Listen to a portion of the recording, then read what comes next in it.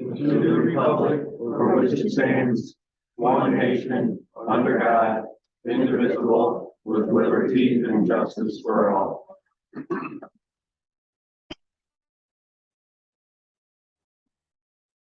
All right, we do have a quorum. I have 8 board members present. Adam is absent. Although he asked me for the Zoom meeting last Monday, so I don't know if I just created it tonight, so that may or may not be a problem for him. So if you guys notice, I will first entertain a motion for the approval of the agenda. Is there a second? Any discussion? Really, no discussion? I will make notice of that the new format is the approval of the motions from the previous board meeting, since we've went to video and audio meetings on the website. There is a link for anybody that has the agenda. There's a link that you can click on and go straight to it.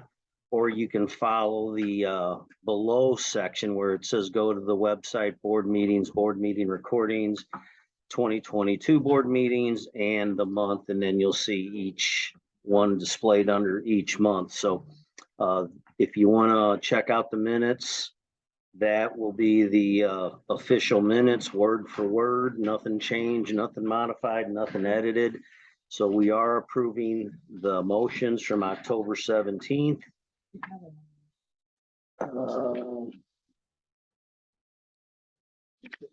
Do we have this with us?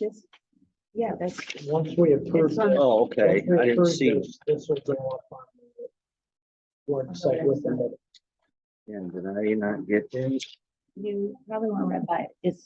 It's on the motions page. Here it is.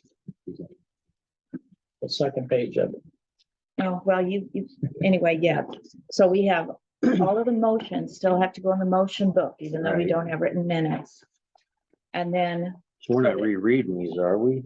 no, Okay, but so this is what we're approving. Everybody has a copy of the motions, right? Except for me. And then on the back of that is the agenda of the times of each section of the minutes. So if anybody wants to go directly to that time, they can, if they just want to listen to Lakes and Beaches, they can go to 4306 in the recording from the website and go straight to that. Are we doing this under the approval of the agenda, or are you gonna? do No, both this separate is things? approval of the motions. Okay, so did we approve it? no, we have not. Oh, we haven't? I thought we did. First Got and That's a second. motion and a second. Okay, that was my discussion. I'm sorry. I also have some I discussion. interrupted myself. Under new business, retaining wall guidelines updated to 6 foot for the ACC. That doesn't belong there in new business. That's just gonna be more of a conversation point to bring to the group. It doesn't have to be under new business. So we can just We're strike through just gonna that. discuss it. It's not a motion. Correct. It can be a new business. Yeah, it can still Okay. be there. Anything else? Any other discussion? All in favor of the agenda with the modified update signify with an aye. Aye. Opposed? The agenda passes. Now we will go for a motion of the approval of the meeting motions of October 17th, 2022. I will make that motion. Is there a second? Okay, so Dave and John. Any discussion about the item number 3, approval of the board meeting motions of October 17th? All in favor signify with an aye. All opposed? Motion passes. All right, treasurer's report. All right, so as of, looking at the balance sheet first, as of October 31st, we had total checking and savings of $838,698.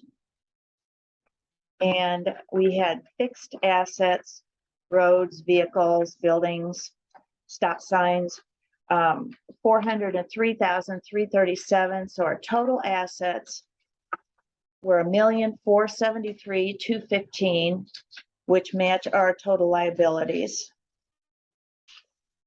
Okay, the profit and loss.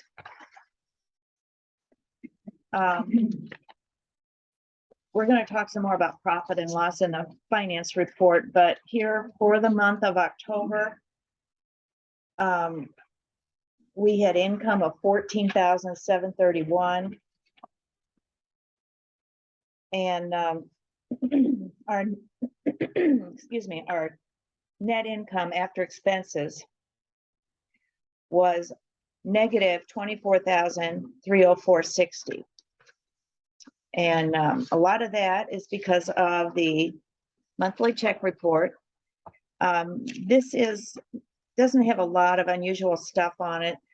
We have the third payment to our accountant, potentially the last payment to this account for $3,500. And then we also on check 2872, we had some work done on the dump truck. We had to replace a fuel tank. And so that was a chunk of money, but it was leaking. And the rest of the bills are pretty straightforward, normal refunds of construction bonds, taxes, payroll. Any questions about any of these documents? 2871. Maintenance, I actually signed part of that check, so I looked through the slips. It looked pretty straightforward stuff. yeah, It was just random stuff. Okay. it wasn't a big item, but you know. Another bill for First Stop for the portable toilets. That might be the last one for this year. Any other questions? I don't believe so. You wanna make a motion to approve? I will make a motion to approve the treasurer's report and presentation of bills. Is there a second? Any discussion? All in favor signify with an eye. All opposed? Motion passes. All right, John, correspondence report starting at 7:08. For this month, got two entries for the name the parks. So if anybody missed out on that, you have until the end of the month to submit your entry to name the three parks we have at Raintree, which are the park of East Vista and Terra. There's a park that's above the boat ramp. And there's also a park that's above the beach. So those are three parks we're looking to name, and the winners of the contest, once we get the sign, will have their name on it as well. So we only have two entries so far. So please email me those to secretary@raintreepoa.net. And then we'll talk about them next month on the entries to name the parks. We got 11 official responses to the community input request on beach parking. There were many, many more via Nextdoor and Facebook on that front. And I think we'll just save the recap of that stuff for the Lakes and Beaches Town Hall meeting later this month. We got one request for a private meeting with the board over some issues they feel we have here. There were another request about putting a stop sign in at Column and Plantation Drive. And then another one with some requests for the road repairs that are coming up here next couple days if there's extra asphalt. And on the correspondence, so on the correspondence set, we sent out the Raintree Roundup, sent out 2 notices for the road work. We sent out the survey on the leaf burning, and we also sent out an update on the beach parking community. All right, thanks, John. All right. So we'll get into the standing legal, or standing committee reports, so administration and legal. So nothing for legal, administration. Calls and emails regarding posting lots for sale on the website. Working with Jefferson County on property damages. Working with property owners via email and in person to provide correct documents needed to get a boundary line adjustment and all title work for new deeds, transfers, and refinancing. Welcoming new Raintree residents and new property owners, creating customer files and accounting software, update all information, create property files with all title work and Raintree documents. Working with ACC projects and other committee reports, billing prorated assessments on all new property sold, and addressing all questions from non-property owners inquiring, wanting access. So that could be a good thing, I guess. They're looking to move out here or purchase out here. It's not going through the gate anymore. Right. Yes. A few years ago, we had about 400 lots in here that were owned by the trustee. It's down to 307. So whatever movement you guys made, and tried to get the people to buy the lots next to them, it's been working. That along with, I think people can get in sections 20 through 25 a lot cheaper now, so we'll probably start to see some more construction that way as well. Yeah, I mean, the less the county owns, the more we're getting paid. So good work to everybody on that. I believe that is all of administration and legal, so architectural control. All right, so everything's been kind of status quo. We are going to be changing the retaining wall guidelines. Currently in the ACC rules, it shows that we can approve up to 48 inches without going to the board's approval.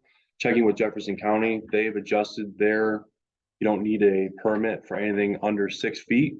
So we're changing the ACC rule to give ACC the approval up to 6 feet of retaining wall, and anything over that is going to have to go to the board for approval. I think it's just going to clean everything up.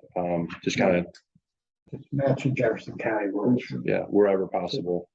Seawalls have been coming up like crazy and they dominate this variance here. Just so everyone is clear, the rule in the ACC rules and the covenant state that you cannot be more than 15 feet from your back property line to the end of your boat ramp, seawall, dock. We've had a couple instances where people were trying to build beyond that and didn't know they needed the variance.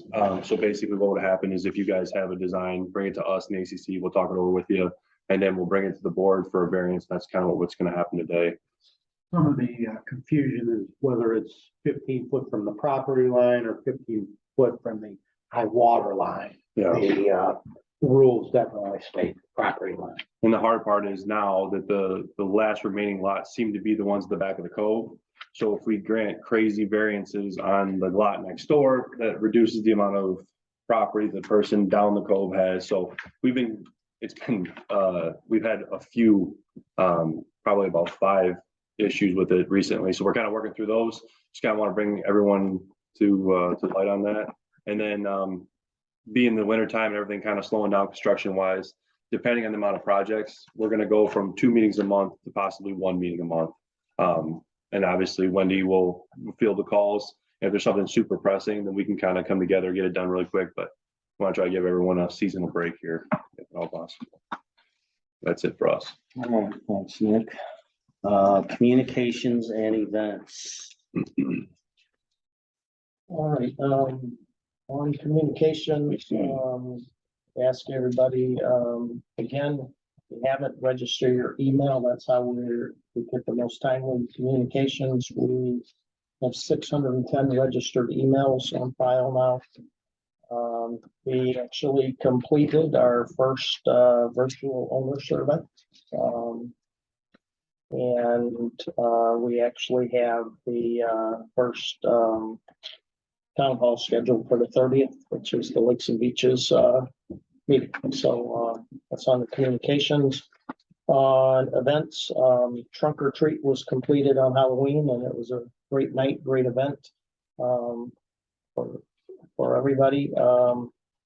And some upcoming events, we've got, the second annual Thanksgiving morning turkey trot. It's just a, join if you want. I think they do a run walk, starting over on Autumn or Spring Lake and finish up by the beach. And then, New Year's Day, there's a, independent community event, which is the polar plunge. So if you want to freeze your rear end off, maybe go over to the beach and start practicing now. And then, if I could add to my report, Betsy, I think you have something to say about an event. Yes, the employee is having their annual Christmas light contest. It starts December 1st and runs through December 25th. There will be prizes for the first, second, and third place houses, which are voted on by members of the community, and anyone in the community can participate, and anyone can vote. You vote simply by sending the address of the house and the street number to Raintree HOA 2015@hotmail.com. And so that will go through December 25th, and then on December 26th, we'll give the awards out to the people that win. I've already seen a few nice ones. Thanks, you. Betsy. That's it. All right, thanks, John. All right, so that was communications and events, finance, Deb. Okay. Just to report on some things we talked about last month, things that we did with the QuickBooks, we moved several expenses that weren't posted correctly to the correct account. They were just showing up as other and looking odd. They didn't have a budget with them. Some numbers, when you're looking at it, you're going to see we couldn't zero out all of them because accounting periods were closed.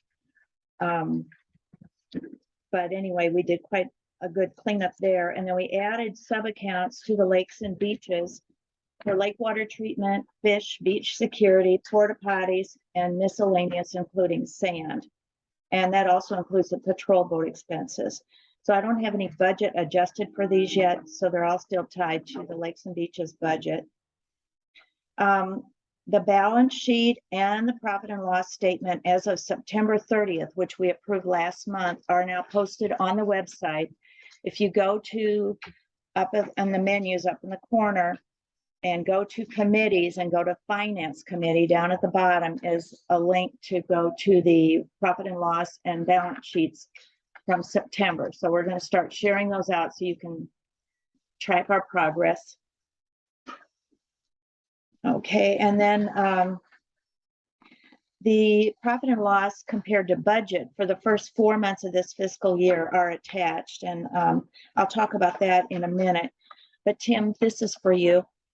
The Lakes and Beaches budget historically has been not quite $20,000, and it was bumped up 2 years ago specifically for the Solitude water treatment because they were over $50,000.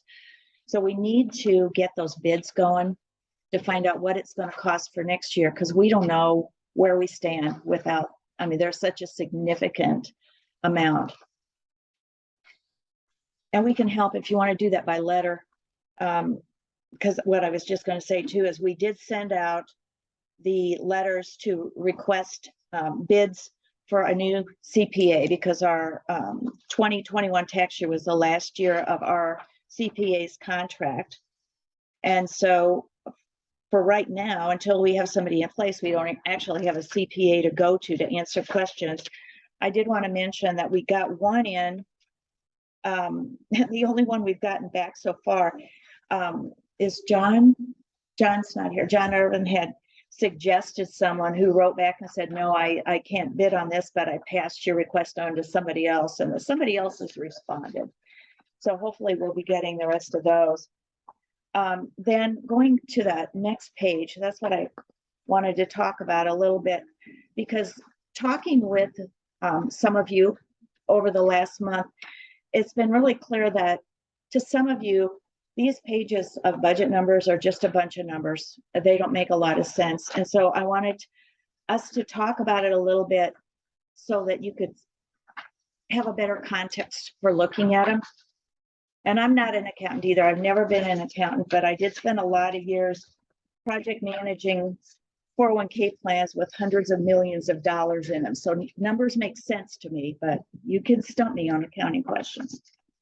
Okay, so the budget, this is something that came up. The budget projects our income from all sources. So it allocates what we project we're going to get across all the spending needs that we are going to have for our community.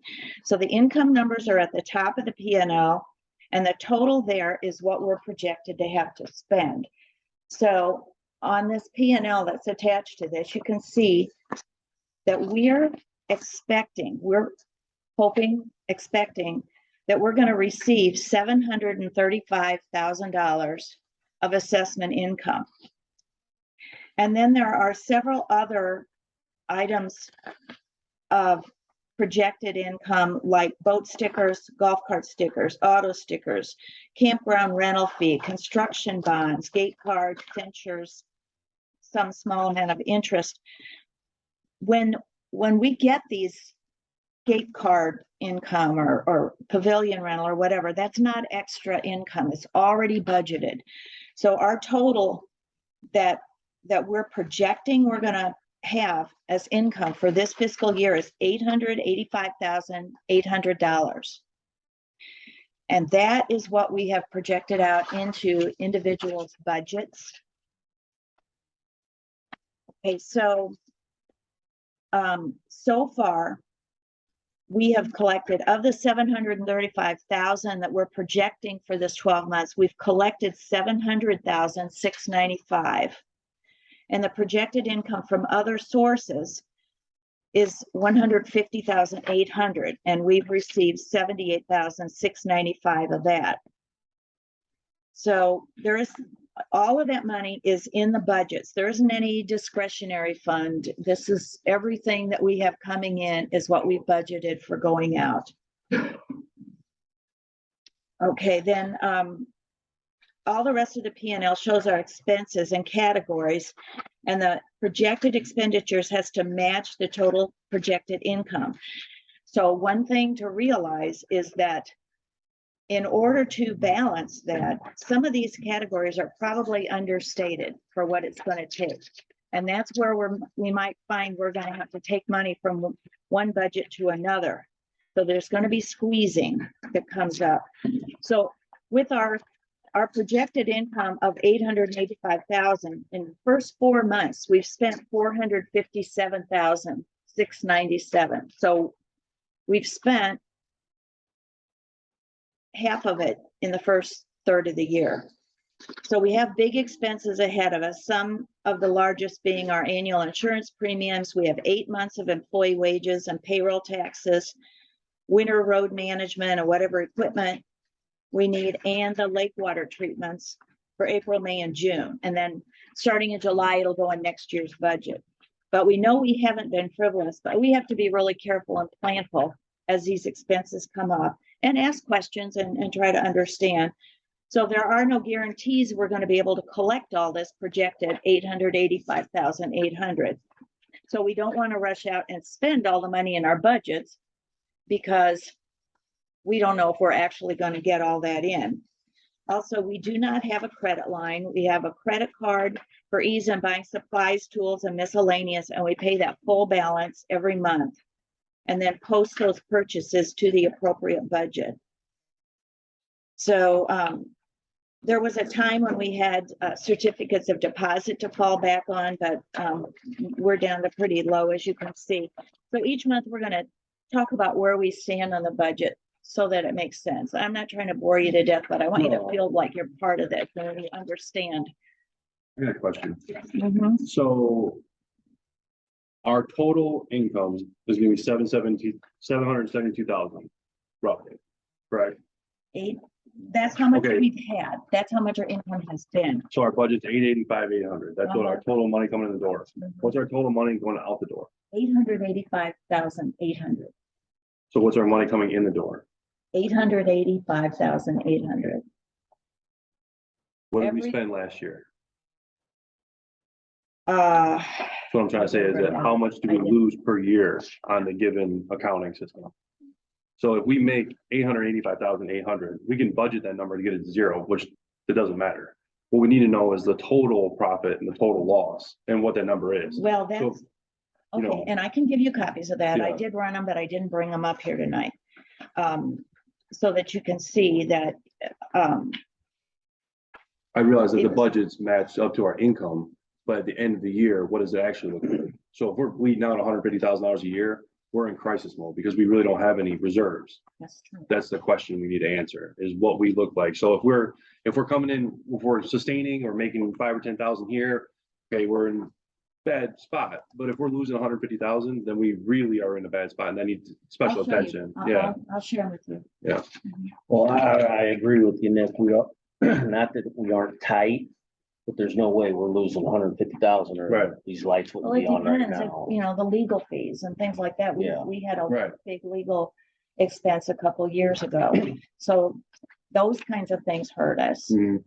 Yeah, I just want to see that total amount, like the Mhm. total, or even really what we made, what we spent last year, all expenses, year to date. Yeah, I think Lori might have handed those out a few months ago, but I'll Yeah. give those to all of you. Just compared to what we think is gonna come in, what we think we're gonna spend and see exactly where we're at. Mhm.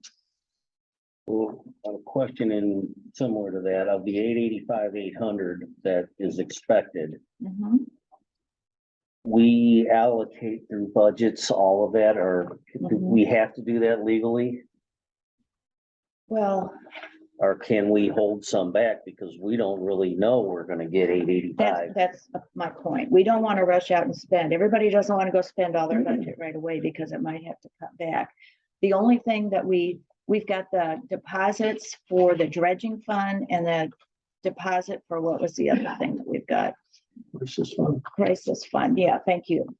Oh, and then we also gotta be really careful about, you know, if we were to do something creative with our construction bonds, or if we were to do something creative with the guest passes, whatever the case may be, that all comes from this overall budget. So if we try to provide a better benefit for everybody, it might actually bite us in the butt. Right, exactly.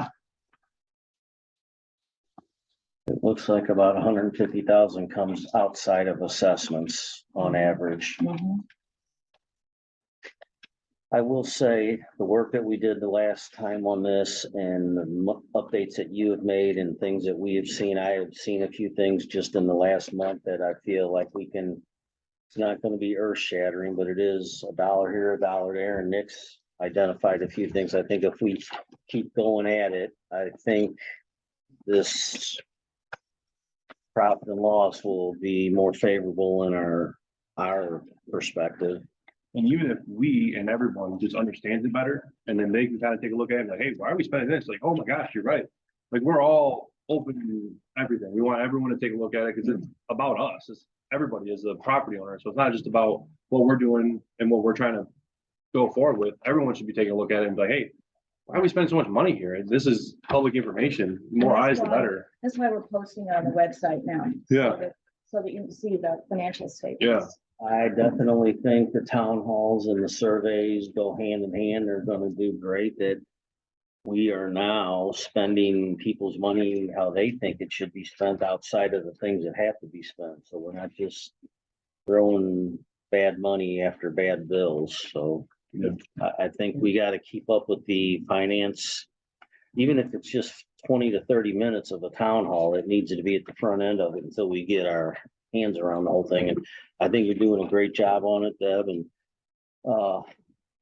I just want you to know, we all seem like we're attacking the budget. Don't take Yeah. don't take it personally, because we know it just got handed to you and it's been a mess for years, but thick skin is all I can say, and you just get to be the person to fix all the problems. Yeah. I get fed up. You are the closest one to me. Dave, to answer your question, yes, we can hold back some of the revenue and not actually budget it all out. problem was that, we had more expenses than we had projected revenues. No, so, I get that. I just, But yeah, absolutely. I mean, we can, and I would say that it's prudent business that we have and build a reserve, but you can't build a reserve when you can't pay for everything that, is coming up yet, but, We don't know that yet. We don't know where we're at the end of the year. right. I mean, we won't know until we Well- get through the year. Yeah, Um, but the, from that, but, the budgets were created using what was spent last year. Right. They're not dollar for dollar what was spent last year because some of it you had. Well, yeah, but some those- you know you had. Those increases. those net positives, net negatives, those all come out in the wash. So maybe there's $5,000. Okay, well, that profit this year went to the dangerous trees we had. But we don't have to pull it from the roads budget, so the roads can still be a benefit. You know what I'm saying? We need to know what that end game is. so I can only stress this again, that when Deb says, here's the beginning of the budgets, when we start this in May or June, whatever, we gotta take it serious and we gotta have that meeting like we had last month and pick it apart and find out what we did last year and 2 years ago. And, we don't add to it just because we had it there a year or two ago. We gotta be Sharpen the pencil. strategic about it. So I would say, Dave, if I can, not to contradict you, but we need to do that coming out of the holidays, because if we're gonna pick something apart, we need to know what the new number is gonna be to build the budget. So if they're, Nick, you had raised the last meeting, we had about the, expense for the porta potties. Dave, you raised the phone bill. Anything that's on this stuff that you think you have questions about or we need to dig into. We have to do it before we sit down to. Oh, I agree. I think that's why I mentioned that these town halls, the first 30 to 40 minutes or an hour even, is gonna be about the budget and finance. If it's just a matter of we take a section of it, look at it, and then by the time we hit April or May, we're rolling with what we need to look at seriously of where we're cutting or adding. But yeah, I agree with you. This place budgets almost need to be looked at the third Tuesday of September. All right, Deb, thank you. Anything else on finance? no, I'm all talked up now. All right. All right, lakes and beaches, Tim. Nothing. No ice skating events coming up or?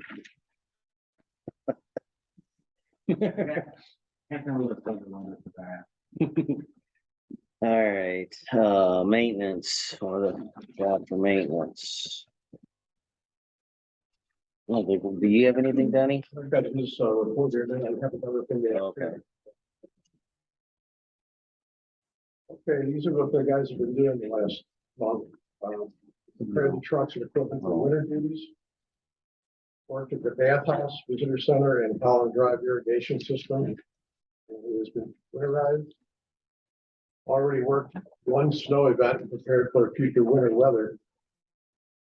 Met Missouri DNR engineers to complete Spring Lake's biannual inspection. Replaced and repaired multiple road signs that were damaged or stolen. Filled potholes. Trimmed and chipped limbs, overhanging roads and blocking lines of sight. I wish they'd do that on Highway B. Cleaned ditch lines, removed trees, leaves, and debris from ditches, parks, and roads. If anyone has any areas that they needs attention, please fill out a work order and we will assess what can be done. The maintenance crew asks that residents please use off-street parking whenever possible when snow is imminent. Can we add to that? We've got the holiday season ahead of us. And for the parking of your guests, if you could please use your driveways and keep your guests. Try not to have cars lining both sides of the street because we have to be able to get, we hope not to, but we have to have a passageway for emergency vehicles, fire trucks. So try to manage your guest parking. I've got one more thing. okay, go, I got pertaining to this, unless you're going to some, are you going to the roads? No, I'm gonna. Okay, go ahead. Okay. Put a packet together for board members regarding the locations of the maintenance shed movement. I put the good, bad, and ugly of the primary two locations that I think are the best locations. I'd like to give this information to y'all. Read it, study it, come back with some ideas if you would. We can address it next month. And then we can beat ourselves up over it. What's the schedule look like? Don't know yet. I haven't been to the sewer district meeting, so I'm not sure what's going on over there. Anyway, if you would, please. So Denny, the property that our shed is on right now, is that our property or their property? It's our property. What about the property that they have the current sewer treatment plant on? Is that, That is owned by the sewer district. okay? So I don't know how you go about it, but I would think if they're accessing our subdivision to get to their property, which they've been doing forever, they ought to be responsible for some road maintenance. Similar to like the EPA paid to be in here. I don't know, if that's a touchy subject or, Time about that, but it's usually a little more about how many of those vehicles are actually coming in and out of your daily. I don't really have a clue, to tell you the truth. But the other thing I had a question about, and I know it's not our maintenance department, but the signs they put up out here for the blinking light that comes. I assume and hope to God that the sign they put up down here, they will trim the tree before they put the light up. I'm gonna report on that. Okay. Cause they could have just planted another tree and been just as good. Yeah. All right, thanks for the report here and we will get back to you on that. So roads. Okay, so the roads, the asphalting part of the road repairs will begin tomorrow, Tuesday, November 22nd, and possibly continue into Wednesday, November 23rd. There are 5 locations scheduled for work. One is a new road to be installed, that's Sassafras Court. And there's 4 roads with partial repairs. There are also 3 locations that are under warranty and they're going to be repaired also. We will restart the road committee meetings next month in December. And we'll announce the date and get that posted for the folks at a later time. The control boxes on Highway B that were to operate the flashing lights have been removed. I believe the boxes were blocking the view of oncoming traffic for some of our members as they tried to turn onto Highway B. The Highway Department must have been called about that problem because now the boxes are gone that were out there. So I'm not sure where we stand at, but I have one of my committee members is reaching out to a MoDOT representative that lives here in the subdivision. And we're going to try and find out what the devil's going on with that now. What was the plan with that? They're just gonna do span wire with the blinking red, blinking yellow light? Motion sensor. It's motion sensor. Okay, so I think that's about it for now.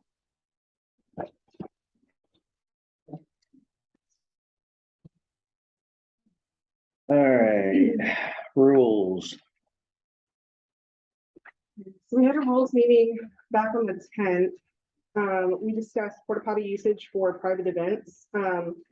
We originally agreed that it should be allowed pending ACC approval to help with location. And then ACC kicked it back to us at their last meeting, but they did agree to at least help us with creating some guidelines for where it should be located and things Sound like the that. federal government here. That's it. Don't play the part. With guidelines of where it should be located, like far enough away from the lake, I mean. So that way we don't have to worry about it ever tipping into the lake. And possibly having it, the guidelines of having it within like a 72-hour limit. So that way it's enough for a full weekend. Anybody that has like the cruising event, that's one I can think of. They can have them at like the end of the location and it would be fine for that. We also talked about discontinuing annual golf cart inspections. We did have a little pushback on that from some of the members, but we agreed that if we were to do that, we would obviously still need a photo of any new modifications, anybody that's still registering a new golf cart, because we get the insurance. It has the make, model, everything on there already as it is. If they're just renewing the same one, we shouldn't need to have a golf cart inspection, especially in January and February when it's nice and cold out. Which brings me to my next thing, was moving golf cart, boat and jet ski stickers registration to April 1st and Centrable by May 1st. We're looking to get rid of the early discount because we're looking to move them closer towards when the weather is permitting that they're actually going to use it, getting away from right after Christmas and all the spending and having to come straight out of it with that, but also far enough away from the assessments. And now that we're going to have to pay for the country club, figure right in the middle, at least give some people time to at least save up a little bit to get them all together at the same time. And discussion was brought up during open forum to charge for guest passes during the summer for the beach. With that, there has been some talk also from Linda from an email she sent us. I did consider it. She made a comment about charging for the guest passes because they are our guests. They should be, you know, the ones paying for some of the things that they're coming in here to enjoy at our expense. So if we were to charge for them, maybe we could use that money towards either the lakes and beaches amenities in some way, shape, or form, or as Nick has suggested on many occasions, putting in like a volleyball court, putting that money towards something else that we can do that kind of splits up a little bit more things. It's just a thought, but it was a discussion that was kind of brought up. So as far as censures go, there were 6 new censures sent out this past month. 2 of them for tailgating, 2 to 3 on for trailers on empty lots and trailers and boats. 2 censures were sent to collections. I don't remember what those things were for. I forgot to ask. But there has been a lot more issues with tailgating. The gate was broken a couple of times this weekend already, or this past weekend. So a lot of it just comes from just do the right thing with the gate. You know, I wonder if, you know, all these trailers and cars parked on empty lots and whatnot, if the POA buys a $10 200 million lottery ticket and says anybody with a trailer parked on their lot enter to win a free lottery ticket. Because it's every month we're talking about this, and it's 1 minute it's 3 or 4, and then you get them fixed and it's 4. It's like a drug dealer. You get rid of 1 and 10 show up. Well, we have such an interesting subdivision, being that we are, half of it is very confined, lake life, kind of, everyone's got everything nice and neat, and then it's country, like the rest of it is country. So it's very difficult to find rules that make sense for everybody, you know, and I think that's where the people's problem is. And, you know, convenience and necessity, I had a lot across the street. I mean, it doesn't take, it's nothing, you know what I'm saying? So we need to have a solution for it. And I know that when Denny and I were talking about the new shed, possibly putting in a storage lot, a gravel place that we can offer people at a discounted rate, because I know everyone in Hillsborough is completely booked, but offer them a discounted rate to them to put their stuff in that secured facility with our maintenance people and basically offer a solution for it, because you can't, I know you can, but it's rough to say, I know you've been doing this for 5 years, but it has to leave this month. And what the heck am I gonna do with it? I can't even sell it. So we have to have some kind of solution or figure out some kind of negotiation with a local lot that would, you know what I'm saying? There's gotta be something. At the same time, though, these rules have been here for however long. I mean, people know you're not supposed to have them on these vacant lots, and that seems to be where the issue is the vacant lots. Yeah. So, I mean, it's, you know, something that we ask the community about. Is it time to look at a rule change for it? I mean, because I would almost share this. It is so prevalent here.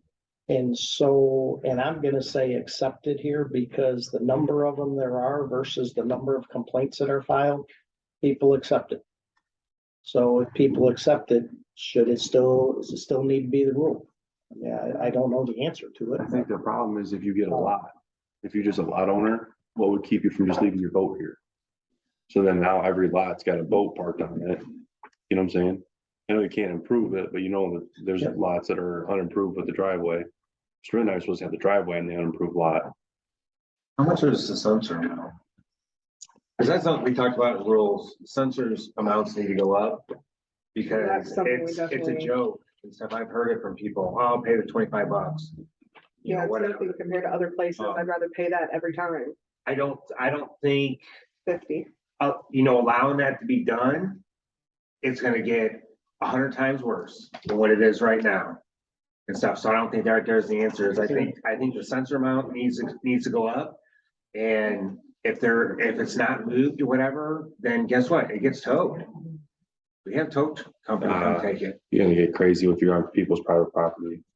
I think you're right on the censor thing, but I don't think you can tow stuff off. What people's about property. stuff sitting on the street in front of a country lot? You technically own to Well, we own the roadway, so the, we own technically the we could. roadway. Yeah, we Because- tow because we on the have- street. Yeah. Just for an instance, we have a motorhome that's back on Lake Hill. That needs to go, yeah. You that know, needs to be towed. Well, that comes Is down it to that? safety. Because he's been censored a couple times.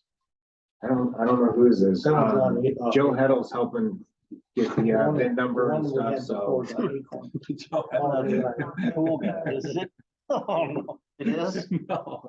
Oh, my God.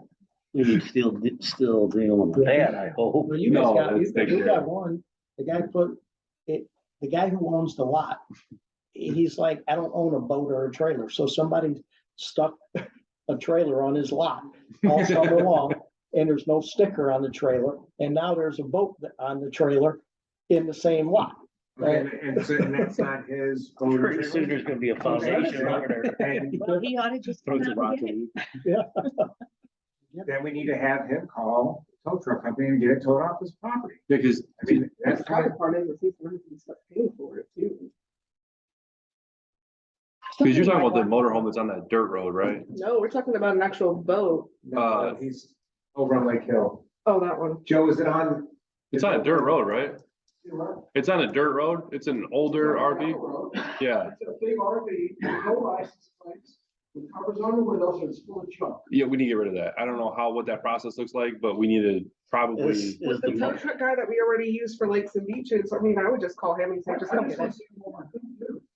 I'm Can we- just saying, these things have to be in the driveway. So that eliminates putting them on vacant lots. Yeah, we probably should have maybe a formal letter. Is the Let them motorhome on the guy's lot? No, it's in the middle of the road, but it's like one of the back. So we don't even know who it belongs to, essentially. Nope. We're It's looking a to bad- go through to see who owns the lot right in front of it and see if we can contact them. You just said it. I mean, we could. Damn. no, 'cause I Now know we're we getting can somewhere. Can't burn leaves, but RVs are good.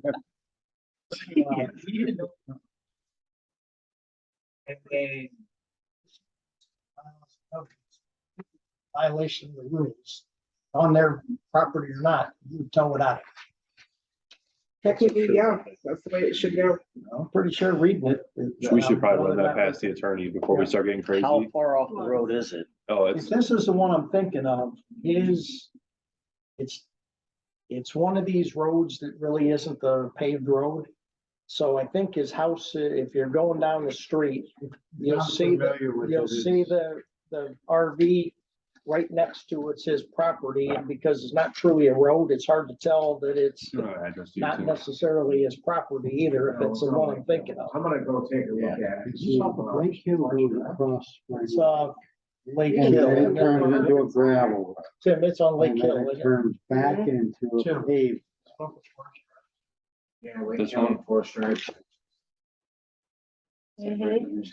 One that's kind of county border, I think. So there's one house and one RV. What a coincidence. Uh, Who do you think it is? If I could put something on. This is the dam. Yeah, This is the twin. You lake. need yeah. What are you talking about, to this one?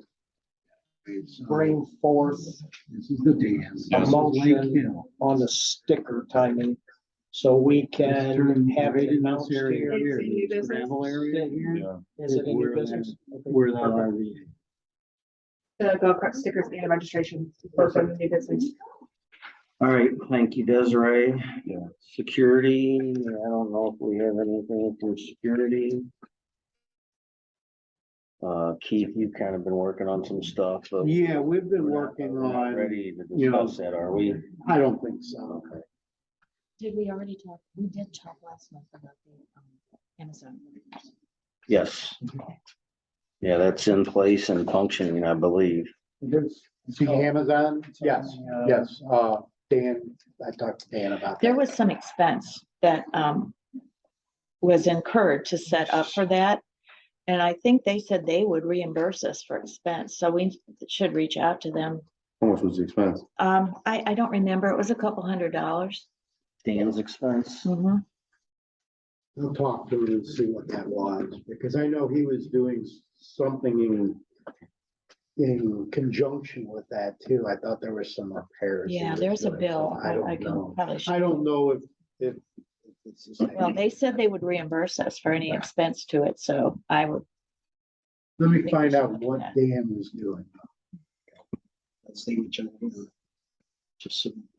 All right, unfinished and new business. So unfinished business is rescind a motion on tree removal, new motion on tree removal. So I think that was mine. Last month, we passed a motion for, I think it was $6,600 for removal of some dangerous trees that the maintenance department had come to us about. And then in our discussion, we also had questions about, well, what if we didn't have them haul the tree away? Could we save some money? So coincidentally, the next day a tree fell down. So we went back for another bid and got another bid for $5,500. And he also went to the Reliable Tree Service, Dave, that you had suggested, and theirs was higher. But there was no difference from either of them as to whether they took the trees away or not. So Tom and I had talked about it and said, we want them to take the trees away, because otherwise we've got our crew spending time cutting them up. And if nobody comes and gets them, then we then have to dispose of them ourselves. So the work is still going to be done by Unlimited Outdoor Tree Service, I think it is. But anyway, that is, I want to rescind the motion that we passed last month. And I want to make a new motion, which we already voted on, but we just need to vote formally here to accept the new bid for the lesser amount. It's two, right? You have to rescind it first. So, yeah, do do you I know need, who seconded? was it you, John? Okay, did the second. Okay, so there's a motion by Deb to rescind the motion of the $6,000 tree removal quote. You seconded. Any discussion? All in favor of rescinding that motion signify with an aye. Aye. All opposed? Done. Okay, now we have a new motion for a modified cost that.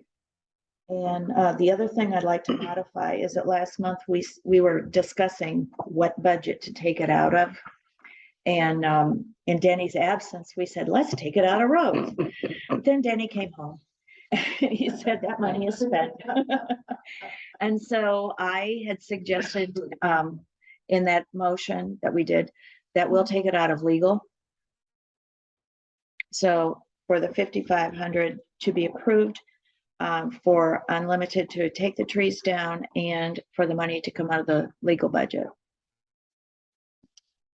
Or is there a second? I'll second it. Any It discussion? already was. Well, that's right. Yeah, we're just. So it's, so Deb motioned it, I second it. Yes. The- There really wasn't no discussion, so It the was unanimous. motion passed unanimously. So that we just need it to be formalized. All in favor? Aye. All opposed? Motion passes. For the record, I was here last month, Denny. Thanks, Steve. I'm still here and I get it taken out of my budget. All right, 2023 vehicle sticker motion. Based on the community input for beach, this is a motion that, again, we're just formalizing it. The motion that was put forth to continue the vehicle sticker for the beach parking access for 2023 beach season. Keith made the motion. I think, I don't remember who seconded it. Was it you? I don't remember. Okay, Tim, and well, that there was, I don't think there was any real additional discussion around it, and there was a unanimous vote to continue. John motion, or I make a motion. Keith motion, Tim second. Tim second, no discussion. All in favor? Hey, who was the last one? This This was, was in an email. Email. This. If there's mid-month motions that happen in between the meetings, we have to redo it. Formalize it in the Formalize meeting. it in the meeting, so it's just formalizing. All right, thanks, John, Keith, Tim. RFID discussion. Are we ready to talk anymore? I don't think so. I think, No, I've got information, I've got numbers, but so we're working on the RFID security gates, whatnot, to harden the subdivision, and I honestly, personally think it's a one and done between the two processes, and we won't have to visit this anymore, but that'll be coming up. still waiting. I've got 2 bids. I'm waiting on 1 more. All right, the events form. I think this was in last month's meeting, where we were just doing a recap of, which is night out in the beach volleyball tournament. Mick came up with the idea that we'll have the events that come up that are advertised as community events, but they're not POA events. Just to come up with a form that we'd ask them to fill out, handed out a sample of it. So it's just a matter of, do we want to, it's really a data collection, just so the board and the office knows what's going on around the events that are advertised to the community that the POA doesn't put on. Yeah, and how we can help too, right? So if you guys are gonna be like a witches night out, if there's gonna be campground rentals, if it's promoting fun for the entire community, everyone's involved, maybe we cut a deal on some kind of discount for the campgrounds, or get the pavilion rental in advance, or just anything we can do to help, while also throwing it in front of the board in case any liabilities, any insurance issues, any questionable liquor licenses, liquor laws, whatever the case may be, just throw it to us, see if there's anything that the event coordinator hasn't thought about, just put it towards the board. They can think about it again, try to cover as many bases as possible before this thing goes live. So I think transparency is equal Right. between us and the community. Yeah, and it's absolutely a yes first situation, right? Where we don't wanna, it's not like you're bringing it to us to get approved or not. It's just, hey, I know you're cool doing this. This is all the questions that we have. Is there any insurance issues? Are there any liability issues? Is everyone involved? Is there any accidental implications? Have you thought about the emergency vehicles coming through? Just extra information that we can help you make the event success. That's all. Is this still go in line with the events committee or not? In conjunction with. I mean, it could, but this is really for the events that the community is doing for the community, so, I'm just gonna toss this out as, Tim, can you try this out with the Polar Plunge? Just, complete it, let's see how it works. Once they complete it, send it back, give us, is something missing, something that makes sense. Yep. And then, I think the idea, anyway, Nick, was that, like I said, we would help wherever we could. And we could help make sure that the office was aware, as well as if the board had any comments, questions about the events, that it was all done in advance, so. I think it's a good idea. So based on a previous conversation that a couple of us had, is Nick running or Tim running or is Nick running? No. This is a government job, man. On this events, or do you still want to retain it? It makes me no difference. Since I should go with admin because the office is the one that's gonna have to use this. Oh, God, no. Oh, God, no. No, I think what he's talking about is being chair of the events committee. Right, yeah. Oh, God. I don't know that everybody knows.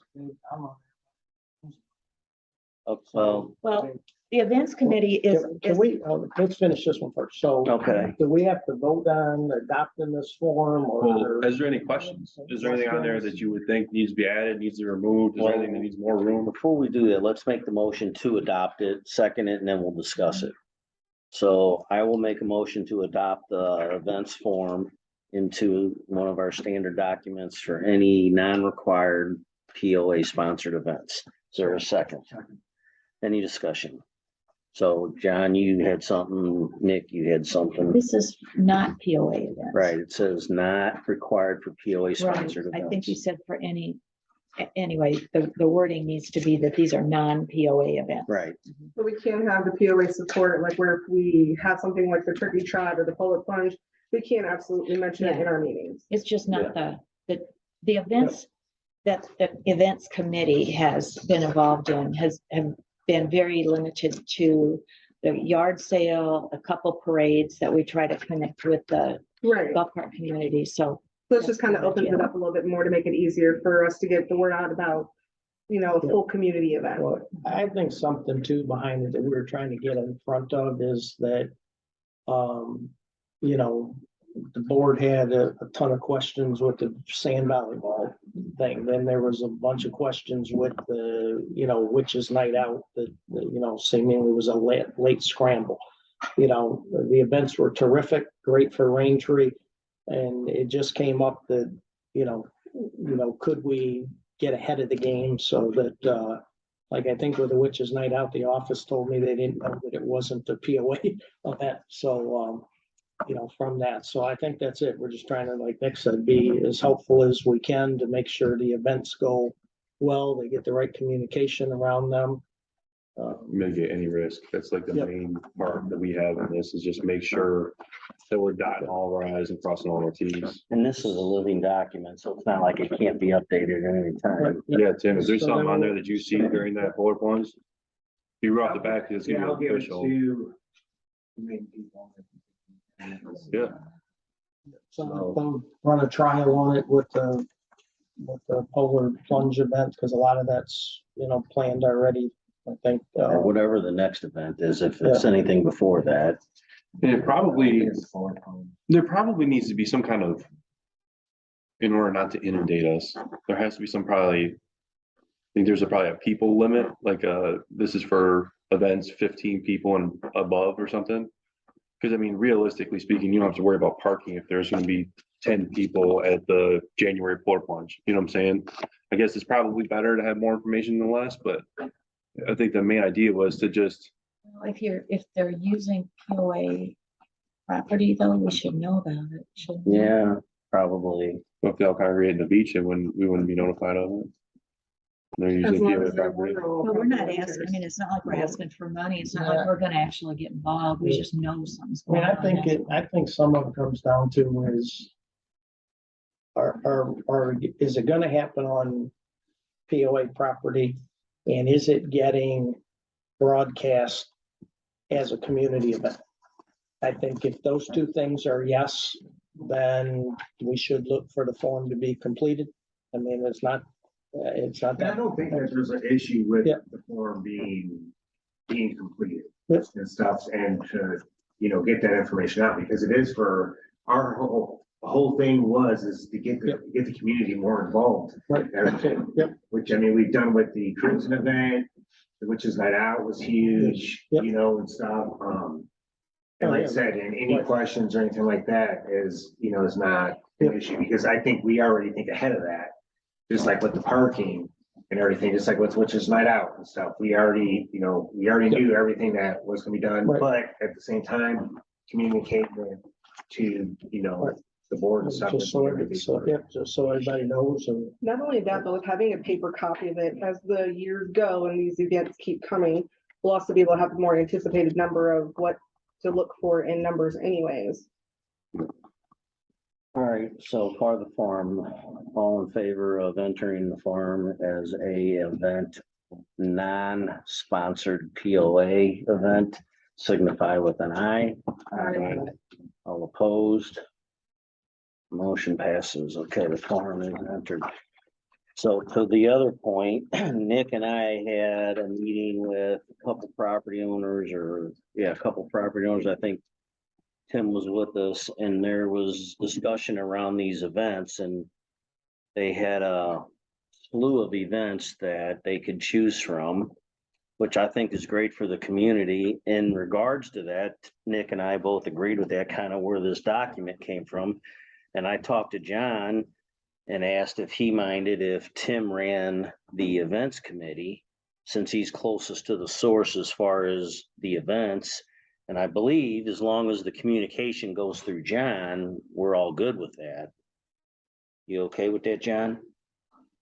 That would also include splitting the communication and events into two separate committees then too, right? They are now. They Yeah, are two? Yeah. Okay.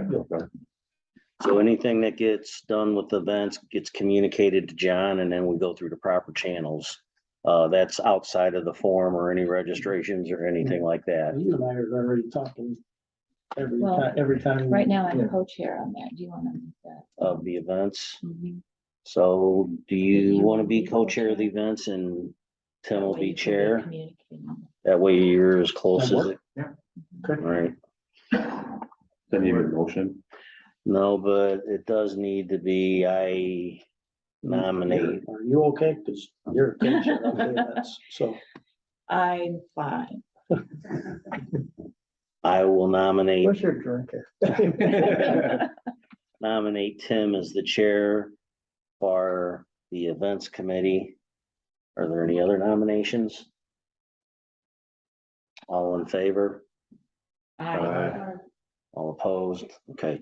I will also reassign John as the events co-chair. Is there any other nominations for co-chair? All in favor?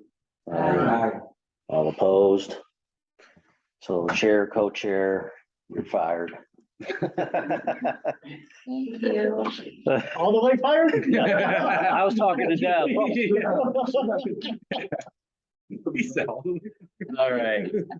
That's the end of the agenda for Motion that, you motion. Be nominated. that wasn't a No, a that's not motion, a just a motion, just a nomination. We have to ask the next step. Unless, well, yeah, do you accept that position, Mr. Fulkerson? Do you accept that position? All right, new business, retaining wall guidelines. Completed. Oh, that's right, we just said we're not doing that. Is that, when you change that, does that have to, No, It's it's an an- ACC rule. it doesn't have to go through the board for? Yeah, right. it does It not. does. It does An not. ACC rule? An ACC rule can be changed in ACC. Yeah, we voted As long on as it it through doesn't go against the ACC. covenants of the guidelines, yeah, they can change the rules at their will. Okay. Next. So There's a- I'll read them and then you can talk about them and then make your motion. An ACC variance is needed for a seawall at section 10 lot 1 to extend past the rear property line. Yes, so you want me to make the motion, then discuss it? Okay, so I make a motion to approve the seawall or the variance needed for the seawall in section 10 lot 1. Is there a second? I'll second.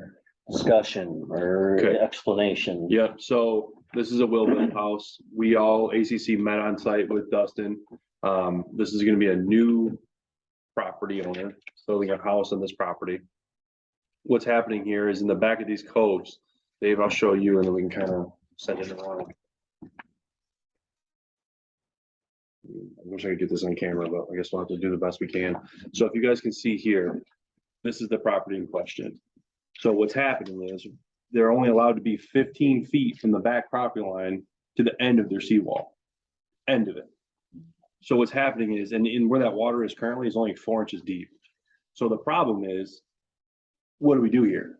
So this property is designated waterfront, if you will, and the issue at hand currently is they did the survey and the development of it before they filled the lake with water. So they didn't know how far up that cove was gonna be, so they didn't know how deep the water was gonna be. So this person effectively could be shorted out lakefront property because of our rules. So with that being said, Desiree was there, Tim, this is the property we're talking about here. So you can see the back property line here is on an angle, but there's this distance from here to there to the water is like 35 feet. And all technically he's got to work with is 15 feet. Right, so effectively his boat would be dry docked. And we'd be worried about that in a different rules committee. So the first variance that we're looking for is to grant him what we're planning on doing, and we went on site and checked it. We're gonna go into the lake by 5 feet on either side. And what that's gonna do is that's gonna give him enough seawall to obtain waterfront. He's still gonna have to dig his boathouse in with an excavator, and it's gonna get him close enough to the water. And what we did too in his original design, this is our picnic area, Terra, and East Vista. Yeah, that's right there. So it's the last property next to the park. So effectively, every inch that we give is effectively taken away from every property owner. So we're very cognizant of that. But what we wanted to do was make sure that this seawall, if you extrapolate that out, sure this side of the seawall was very close to the lake, and then kind of give them more room on the other side to kind of cheat that view. So we didn't take very much view from the picnic area and try to shrink it in for them, but also give them enough room to get in. So effectively, this is kind of what they came up with. I can send that around for you. That's their design of what that is. So you can see the rear property line is here. And the distances are gonna kind of be the distances. I mean, the guy next to him is gonna have the same problem if you don't fix it now, right? Correct. That's our plan. And the hard part is there's a lot of people in there, like this guy, for example. I mean, it's not 15 feet and we can go around the lake, you know what I'm saying? So, and if we let this guy, you know, Willville is fantastic to work with. I mean, Dustin's unbelievable. So when we were talking to him, we also had the concern of this person. So there's a new boat dock that's in on this property.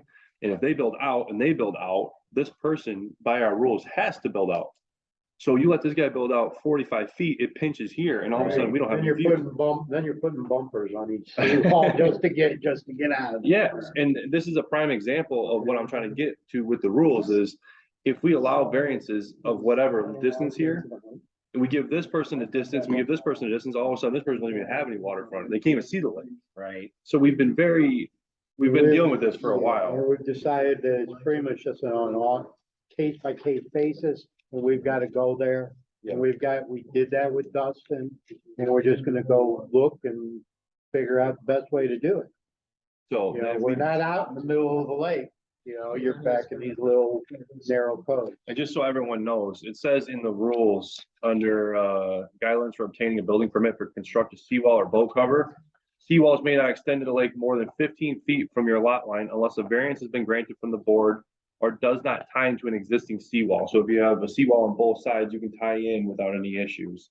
The committee does not have to approve 15 feet. Wherever seawall exists in the adjoining property, proposed seawall, if practical, should blend in the existing seawalls.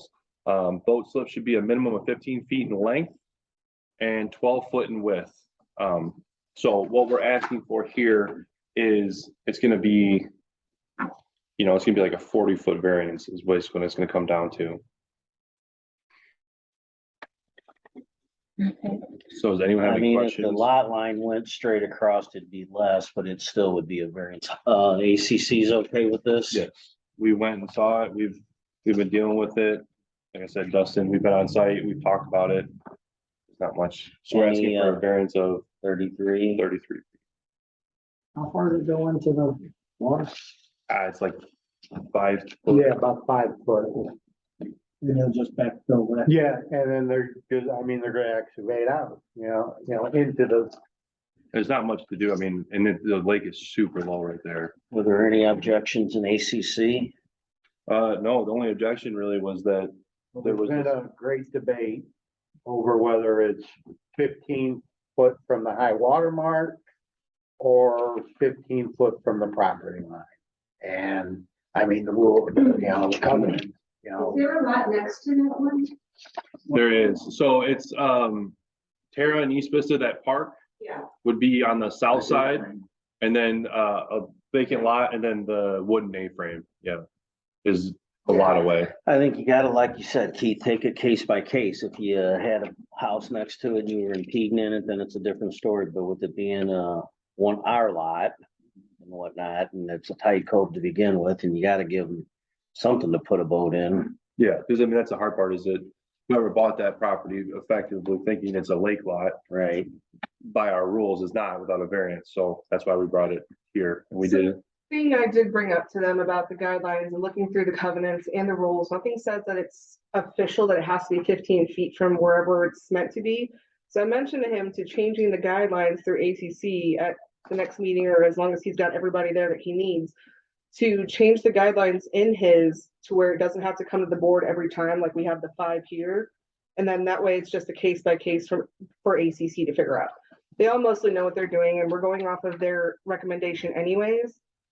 The thing about it is, the one makes me feel comfortable when we give away lake, which is like the most important thing that we have here. I want to make sure that everyone knows what we're doing. There's background to it.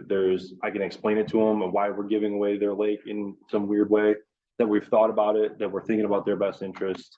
That's just like getting it out to the people more than anything else. That and not to say you always have everybody that knows exactly what's going on around here. So you always I want to bounce understand it off that the it's two a- groups. This- Right. Yeah, it's less to dredge, right? We can use some of that backfill. So, is there any other discussion? Any Oh, sorry. questions after what Nick's presented? Okay, so an ACC variance needed at the seawall needed for a seawall at section 10, lot 1 to extend past the rear property line. If you need the dimensions, he has it here. All in favor signify with an aye. All opposed, motion passes. Okay. ACC variance is needed for a house at section 10, lot 1. A 9-foot variance is needed for the location of the home. Same lot. Is there a motion? Yeah, so I'll make a motion to approve a variance for the house on section 10, lot 1 for 9 feet. Is there a second? Second. And an explanation or? Yep, so same lot. You can see the house. The house is just gonna be a normal range, 1,600 square feet, so it's not, our minimum is 1,550. So it's not, they're not doing it to get the house any bigger. It's just like a weird lot. And the part that they're asking for is a 9-foot on the very southwest corner. And if you think about it, we just gave them a 33-foot variance this way anyway. That 9-foot would be nominal. And all they're trying to do is kind of, what I can tell is, Square it with the lake a little bit. yeah, square it to the lake, maybe get a little bit better view of the lake. But the 9 feet would be on the same portion of the variance. It's on the lake side, nobody would see it. Yeah. This section right here.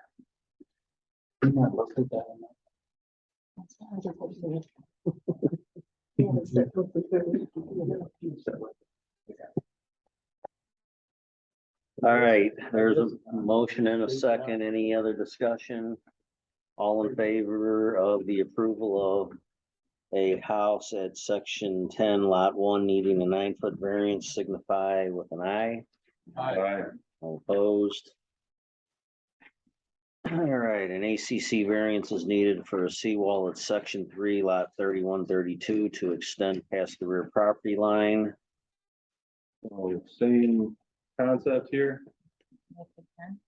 Yes, I will make a motion to approve the variance for the seawall on lot 3132. Is there a second?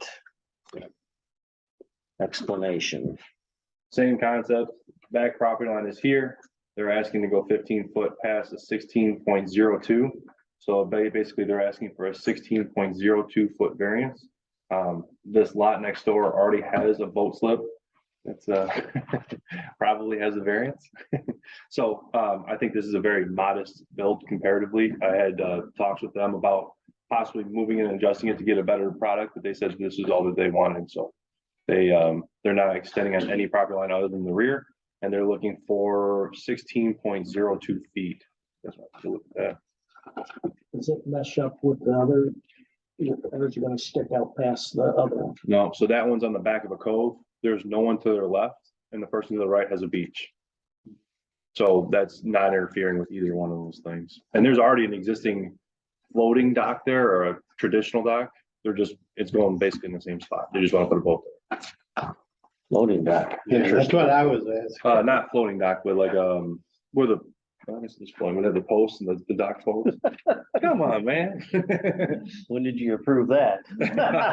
Some stuff just comes into play here. All right, there's a motion for a variance for section 3, lot 3132 to expend past the rear property line based on the diagram Nick presented. All in favor signify with an aye. Aye. All opposed. Motion passes. ACC variance is needed for a seawall at section 10, lot 21 to extend past the rear property line. Is there a motion? I will make a motion to approve the ACC variance for the seawall on section 10, lot 21 to extend past the rear property line. Is there a second? Discussion. So this property is right next to Al Weidman's. It's that really narrow piece of property. What's happening here is they're gonna be tying into an existing seawall here. And then this peninsula kind of goes around. So it's very difficult to kind of get a straight eye on where this property is. This is a beach. So, or non-seawall area. So what I told them is that whatever distance this is from the rear property line over, to just match that over here. Because as that property kind of goes around that peninsula, there's no real end on what he could have done there. So I think that made it square and it helped the property owner. I think it's gonna look the best. And also, as it kind of curves around that side, you don't want it to be too far extended, because then this person, if they get a new owner, would have to build next to it as well. Is Al here? I thought I seen Al. Al, you got any? I just want to kind of hear your side of the story. Okay, yeah, well, that's one of the main reasons I showed up tonight, but just get a clarification on this. Yeah. Yeah, Pip guy got the beach area he was referring to. Now, that is not a side-to-side variance, it's all within, it's just out into the water. Right. Yeah. And as I understand it, so the dock's gonna come straight out and then 90-degree. You want to look at it? Yeah. if you don't mind. The first Yeah. next note here, I thought it said a romance is needed for. That's, you're not supposed to read that out loud. Yeah, so what we were gonna do here is, so your width boundary is based on the boundary lines. So you can't go any further than that. So Right. basically, yes, he's gonna 90 degree there. Okay. And so he's gonna tie into Coleman's over here, is Yep, that correct? that's And then Come over here and. Correct. Yeah, so your dock, as it kind of comes around here, would be out here a little bit more. Okay. So we didn't want to go a straight line over there, because then you'd have a real Yeah. off piece. So what we Sure. did is just took this distance from here to here Mhm. and copied it over here. Okay. So that property owner seemed cool with it, and I didn't see any issues. No. with it. Is there going to be a wing wall on that side? Yeah. Okay. So, yeah, it'll be just a straight concrete wall back in. Yep. Yeah, Yep. sounds good, thank you. Yeah, no problem. All right, let's see, all in favor of the romance here. Society is not. Well, that V looked like an R and I was just, my eyes were. That was a heart, Dave. I didn't see a bone around here, so. You got it. All right, there's a motion on the floor for an ACC variance for section 10, lot 21 to extend past the rear property line. All in favor signify with an aye. Aye. All opposed? Motion passes. I will say one thing for the ACC. All the proper documentation and diagrams are here, so hats off to you guys for that. Right there. Right there. Right there. We would not be alive without her. Thank you, Wendy. Thank you, She Wendy. even particularly asked, do you want copies? of It all makes that?" our job easier Yeah. when we got pictures, Yeah. because none of us can read. All right, there's an ACC variance for burning pits. Oh, wait a minute. No, that's not you. Oh, no, please, no. All right, burning fire pits containing any and all burning to fire pits. Adam, is that you? Desiree? Was kind of both, but, Didn't even see the bus coming. no, I really kind of did, I was a little bit more prepared, thanks. Anyway, the whole reason it's on here is because, as we all know, we got the text message this past Friday about. Was it this past Friday? 2 Fridays Two ago. Fridays ago, I'm losing track of time. About a fire getting out of hand. This one, if it wasn't caught within enough time, could have taken out a good chunk of the area that it happened in. I don't plan on saying who it was because I just don't think that's necessary. But with that being said, there have been a lot of people that have been burning in their yards, and normally I wouldn't have an issue with it. But even there's an article that was sent to us about the Hillsborough Fire Department made a comment about it has been really dry and especially windy to be doing these burnings, and people are still doing them. They can get out of hand. It just depends on the weather, but the people that have been doing it, there were burning on lots that had no access to water, that had, we don't even know if anybody was watching over it, and the size isn't supposed to be more than 4 by 4 by 4. The piles that I've seen so far, just driving around just to go home even, are bigger than that. My worry is because we live in such a woody and naturous neighborhood, we don't want someone to accidentally just let it go, and it could do a lot of damage here.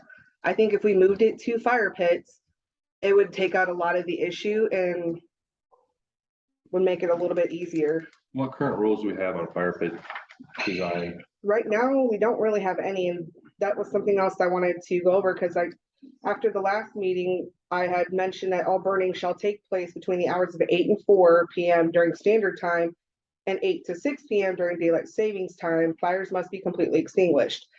And then I got quite a few people that were questioning me about, does that mean it's for bonfires? Does that mean we can't burn at all at night? And when I first moved here, I was told we could still do bonfires. This was just about burning like leaves, rubbish, stuff. Well, not rubbish, but leaves and branches.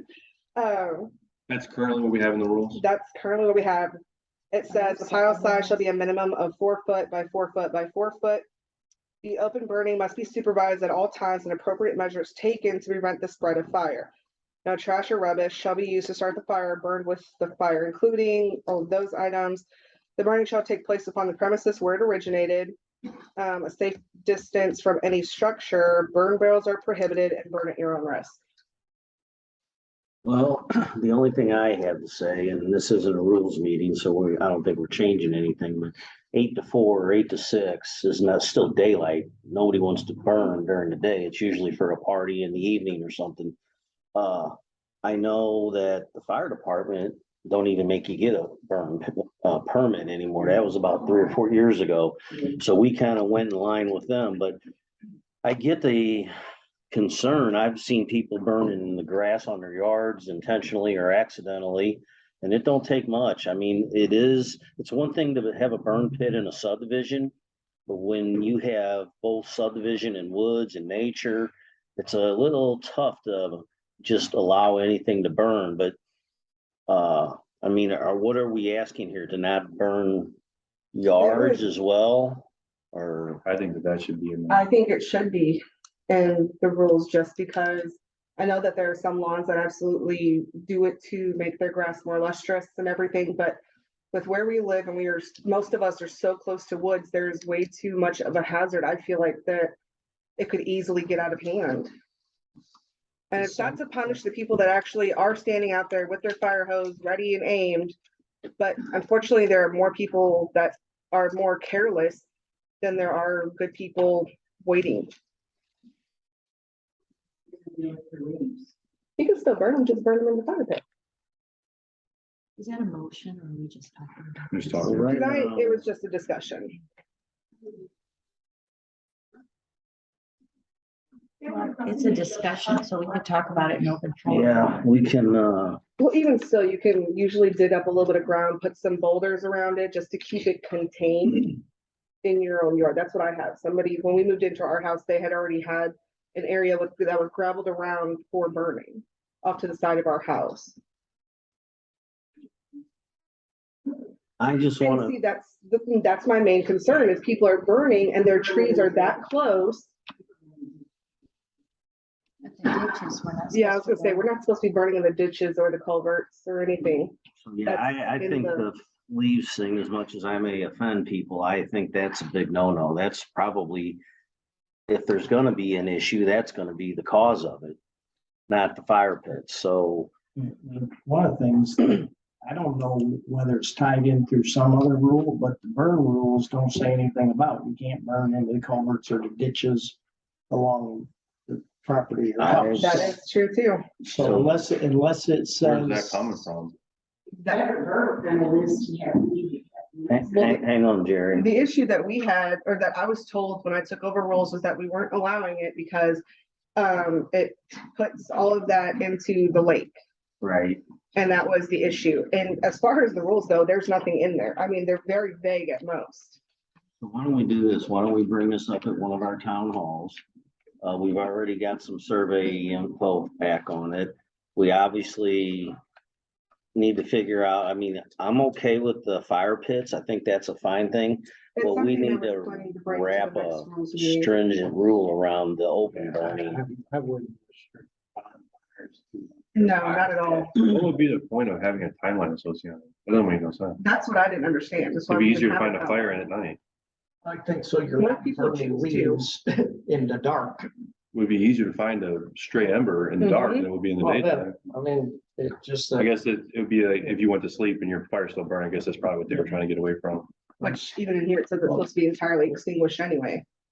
We also had the house burned down with the dry conditions that, from ashes of a barbecue grill this summer too. I'm not aware of that one. So, Yeah. And I was, Well, That one color copy? Why wasn't it? All right, so we will continue that on into the rules and our open forum to discuss that at length, but we definitely need to clean up, modify, or add rules to what needs to make sense. All right, golf cart registrations. I am making a motion to, get rid of golf cart registrations with restrictions. Inspection. Inspections, God. I am making a motion to, get rid of, golf cart inspections, pending the guidelines that we have here of the new photo will be needed for any new, golf carts registered and any, type of modifications, like the paint job, lifting, adding a roof, will still need to be inspected before getting a sticker officially. Somebody already second, I'll second. Okay, any discussion? So they still gotta come up and show their insurance, because that's in the Absolutely, covenants. still show Right, okay. Oh, It's in the covenant. All right. So we have to have the. Yeah, if they try coming up with anything else, then it's not gonna. We won't have, office staff put stickers on golf carts. Then. I hope. No, we'll be handing them out just like the car stickers. Because we don't get inspections on our car stickers. so what is No. the fine or censure associated to golf cart sticker on a different piece of equipment? Like if they were to put that golf cart sticker on a side by side, because that's the first thing that's gonna happen. We actually already have that issue. Right.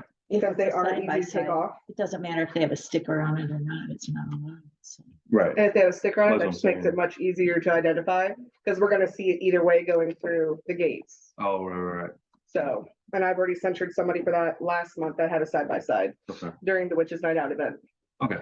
Another question about side by side. We got a contractor in here that uses them to show up to work. Do we, I guess we can't do nothing about that. Is it street legal? I believe so. Is it street legal in Missouri? Can you have a side by side be street legal? in Missouri? It can be made. Certain areas, I don't know about Hillsborough, or I heard, and no lettered highways, like B, So L, it'd be C. impossible to get here. No, because that's not gonna be allowed then if it's not allowed. Right, but we can't control the streets. We can only control what's in here. I'm just bringing it up because I noticed it and I didn't know if that was something that we need to be aware of, Well, if it's not allowed on B, why would we allow it in here? because we're not a lettered highway. We're Yeah, not, private we have to property. get on one to get in here. Trailered, maybe, I don't know. I mean, they're gonna be their answer. They trailer it here. I don't know. What I'm saying is that we're private property, we can choose what we want to be. Okay. on here. Yeah, I'm just, saying, do we want somebody else to be able to come in and use one when we just told everybody else they can't have one? no, I'm just saying these were contractors that showed up. just letting you know of it. So. Yeah, the same Yeah, that's issue, the the first same I'm issues hearing of it. present themselves with the contractor, right? So if, you know, they're in the right of way or chewing up the yard or whatever the case may be, plus the noise associated to it's obnoxious. All right, so all in favor of the removal of the golf cart inspections other than for modifications signify with an eye. All opposed, motion passes. It's new and modification. New and, okay. So amended. Strategic plan survey. I had sent everybody just while I was learning MailChimp, a draft of a survey. But I think in light of all the budget conversations and where money is being spent, I just wanted to see if everybody was okay if we send that out. I can send the draft to you again, but that we make a plan to send that survey out, so that way it will come back and let us know, you know, and I'm just making this up at the moment, that the number one priority that Raintree has is fix the roads. Or it's, you know, here are the priorities for us, which will help then guide us as we're talking financials, as we're looking at a budget, as we're looking at where do we spend money, you know, from that. So I just wanted to, I know that I played with it initially, but, We had, you know, done a survey more manually, and I had given back results, I think, to everybody. Are we including those items that came in at the top there in what you're doing, or are we saying Wasn't your amenities? amenities, yeah. that? the- And you're talking about bigger things than Security that. gates, security guards, Okay. full time, fix the roads, you know.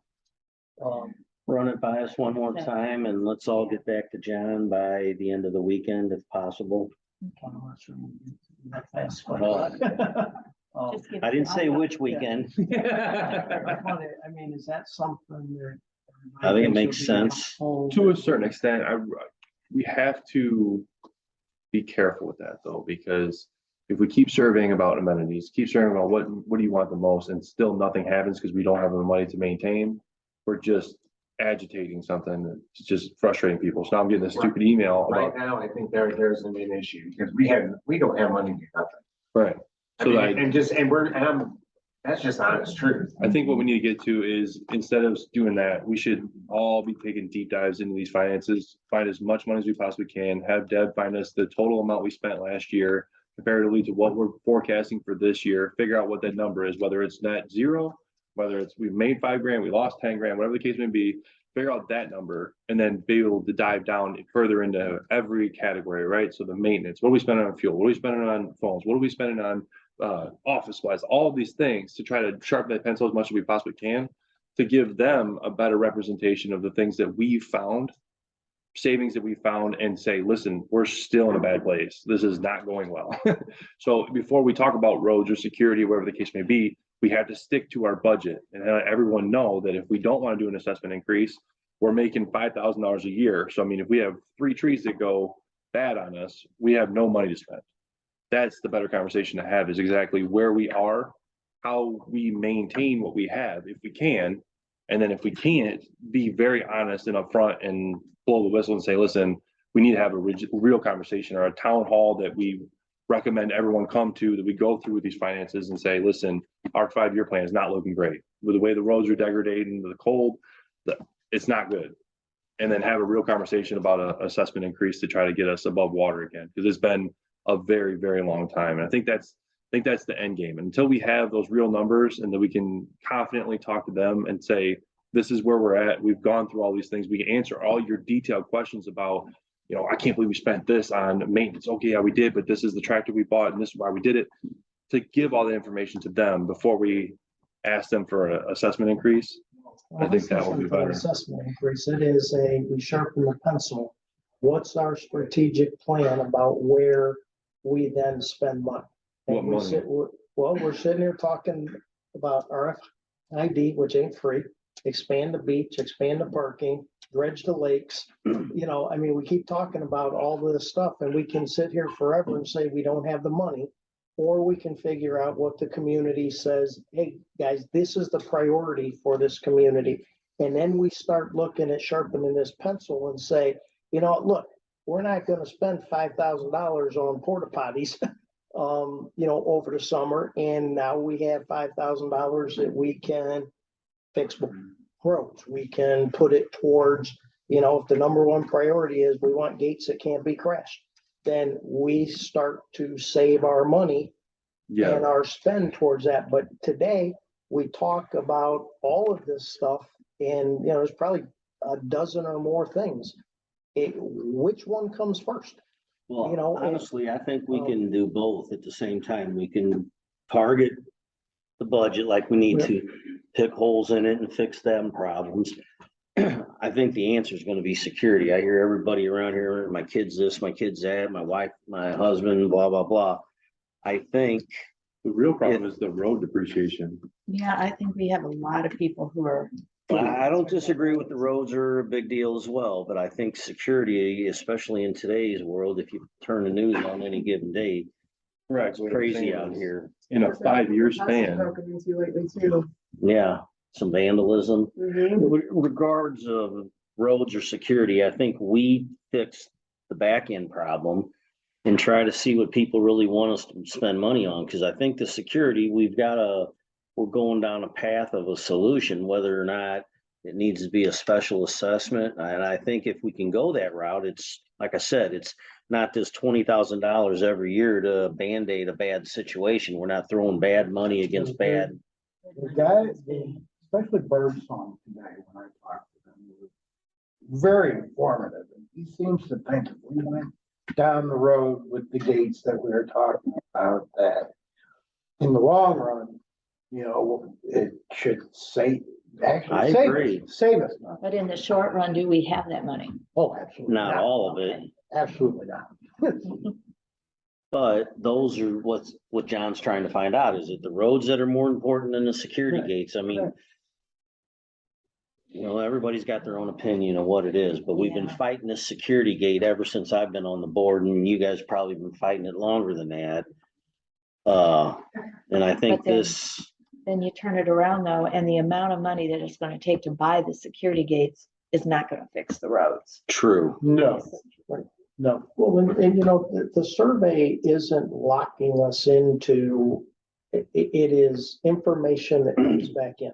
It helps us make the decisions that we're charged with making. It doesn't, if the survey comes back, you know, and the number one thing is something we can't afford for, you know, even with a special assessment, then you communicate that and we move on to the next one. I Well, let mean, us see doesn't- it, send yeah. it out again and we Okay. yeah, can. send it out, and I think our priority's gotta be picking this finances apart and finding where we can save money and things that we do differently to make money, You so. know, basically, that's our responsibility.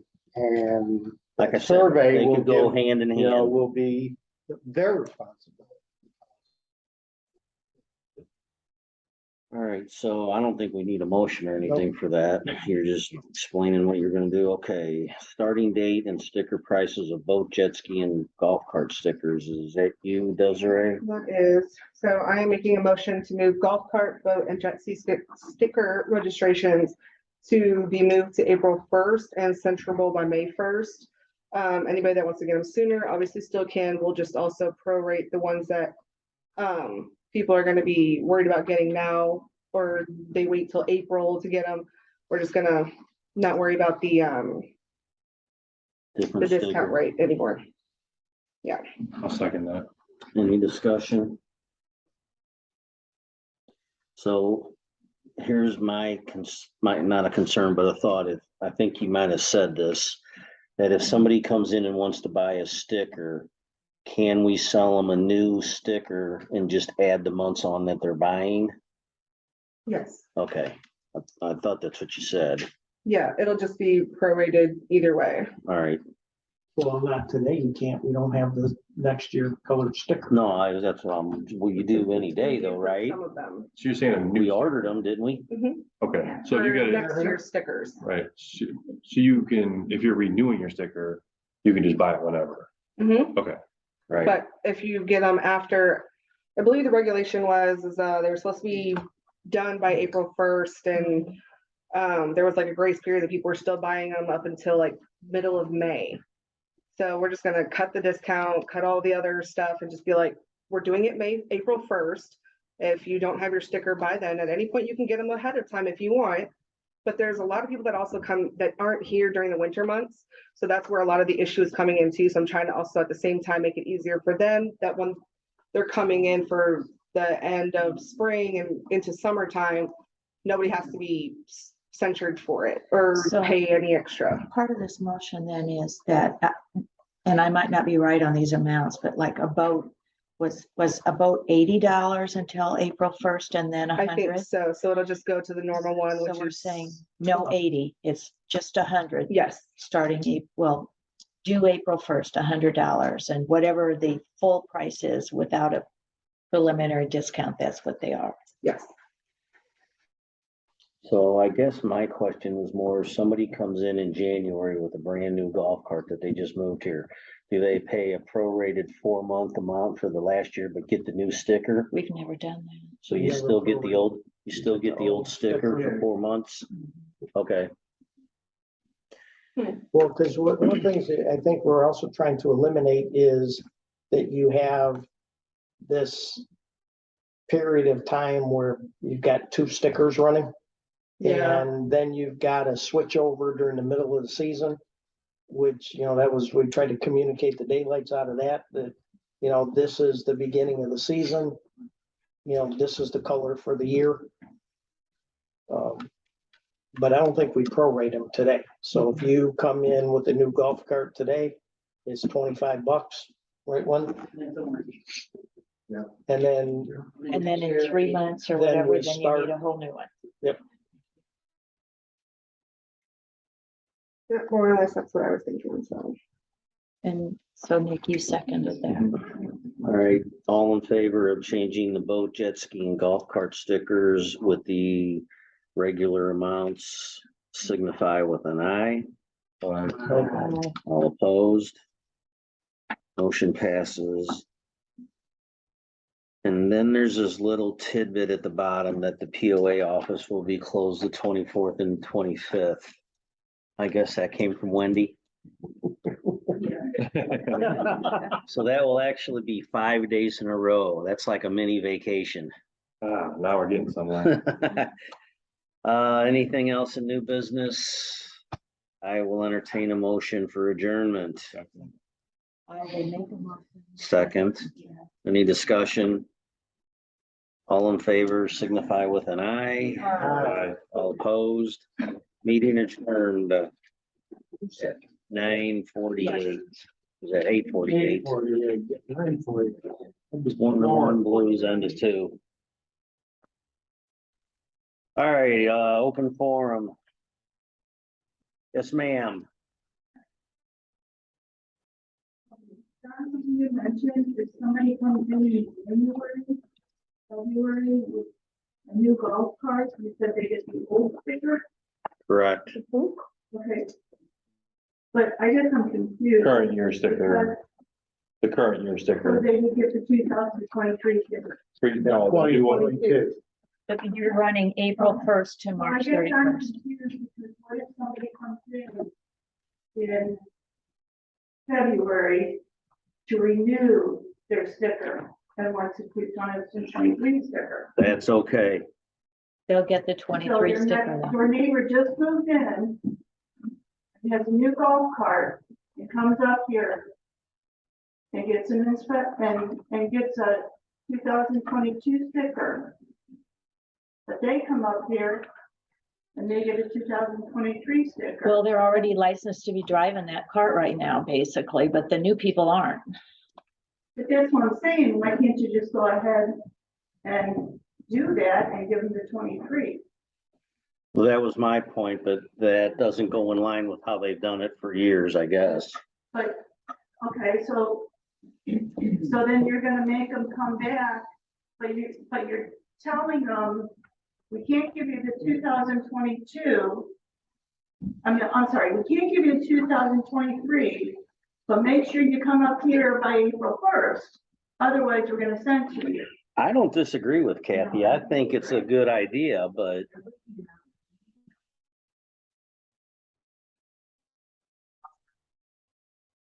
And we saw the new ones. The golf cart is just changing because of the weather being cold, so they're getting an option to try to keep that wood sticker a little longer and not be in trouble for that. And in April, they can get their new one. But like she said, if someone has a new one in January, they should get the 23. Otherwise, you're gonna have a whole bunch of. What do you do? What do you There's do? gonna be a new owner. that Yeah, what do you do that today? just- Please let me finish, John. Please let me finish, John. Otherwise, you're gonna have a new owner that just had to sign up for the membership of the country club. And they wanna drive their new golf cart that they just paid $6,000 plus for. But they can't do that until they get a golf sticker. But we're telling them they can't have a 2023 golf sticker that 4 of their neighbors have. That they have from the month before. So we're gonna make them pay twice. well, let me just clarify one thing. Yes, to your answer, or to your question, Doesn't But- that sound friendly? that's the way, if somebody comes up in here in October or November, Kath, that's the same thing that happens. They get a sticker for the remainder of the year, and then they buy a new one at the beginning of the year. But you- I don't For pre-registered golf carts, not somebody that's brand new. If we give them a deal, if they get it. We're talking about $25 here too. I mean, it's not an extreme amount of money. Well, there's no deal anymore.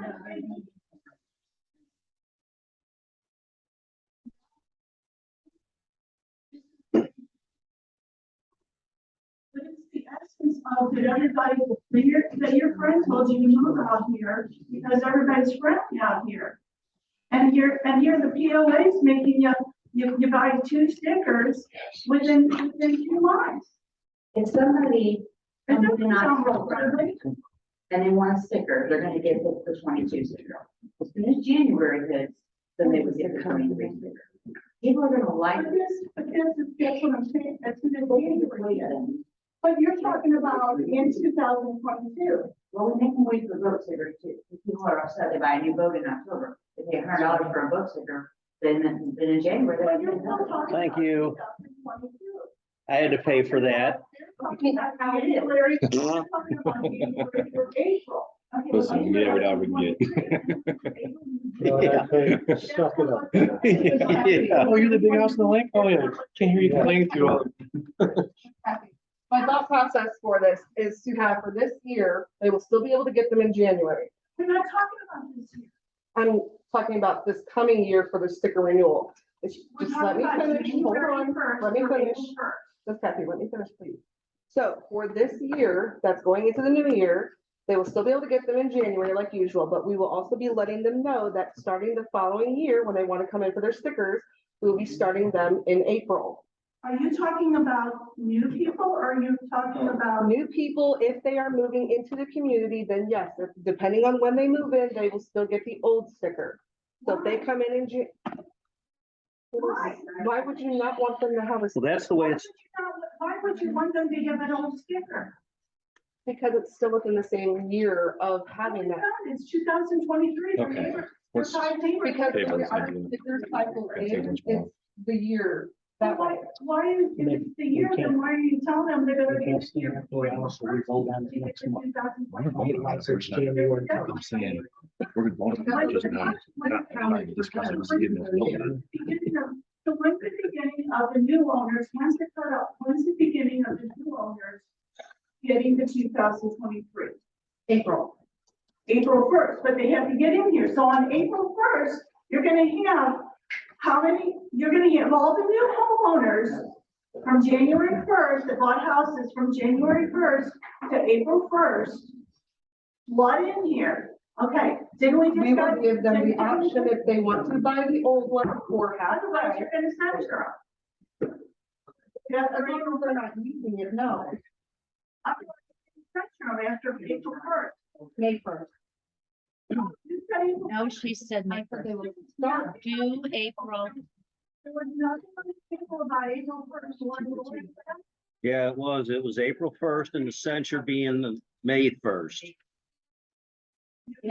You all voted, I listened to it, you can play it back, you all voted on April first.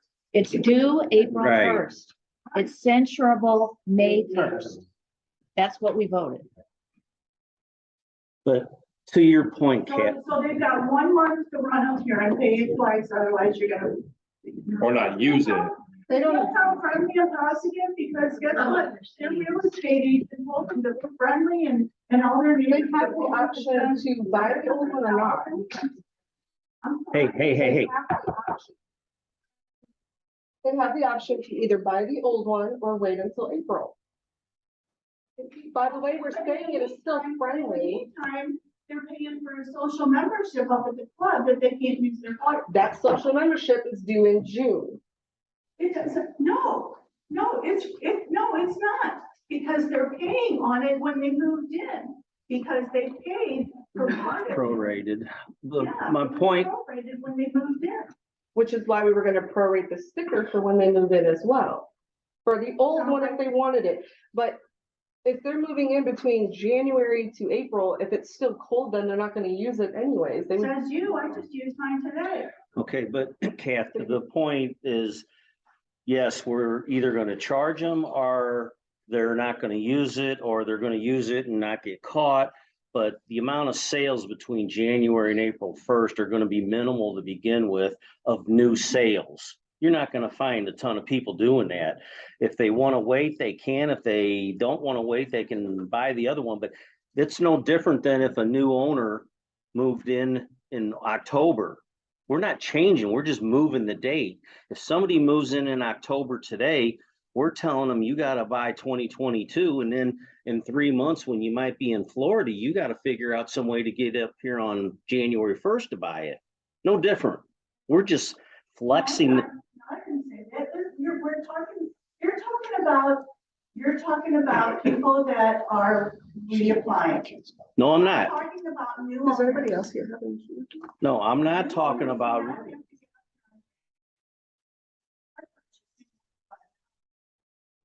right, but they would, right, today, if we didn't change this rule, all we did was flex the date.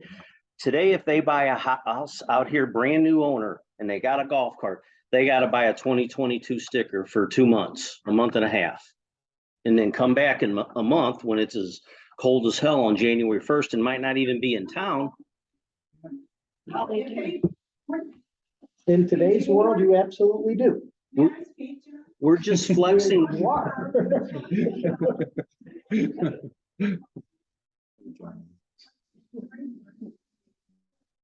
You're not. You guys keep talking about the ones that end in 2022. I never talked about 2022. My point is January 1st or April 1st, 2023. You are charging people. You're charging people, giving them an old sticker and then making them turn around for 30 The issue for is 30 days. the you're year- gonna make them the try year of the another sticker. And give them only 30 days to get the other sticker before you start censoring them. All right, but your point is around new owners. That's it. So that's my point. New owners come in here today, they buy 2 stickers and No, 45 not today, not today, Dave. Either I'm not January, talking it's about like it's today. January. After January 1st. And April 1st. Okay, so let me put this in a better way. So yes, we're gonna charge them for 2 stickers. No different than how they created this rule whenever they created it. If somebody walks in here on September 1st, they still gotta buy a sticker for the rest of that year. We haven't changed anything. We're just moving. No, it's not gonna be for the rest of the year. It's only gonna be until April 1st. Then they're gonna be buy a 2023 sticker. Just like they gotta buy a new one right now at the beginning of the year. All we are doing is giving them more time to buy that sticker.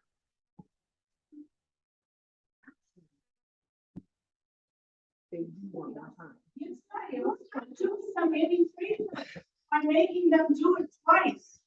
Don't kid yourself. I'm I'm not sure we're gonna find a resolution And The- here. the 80-20 rule on this is gonna be that the majority of the people wanna buy a sticker in April, and that's what we've heard from the community. That coming up here January 1st to try to buy a golf cart sticker is a few people, Talking about a 2023, new home. we all want to buy it in April. Well, one, they haven't even bought a home yet, so we don't even know that. All we have petitioned is people that already live and own here. So we don't have no criteria of people that don't live here yet. Somebody buys a house in February, So you're making decisions for people you don't even know. exactly. That's our goal here. All right, we will take it under consideration.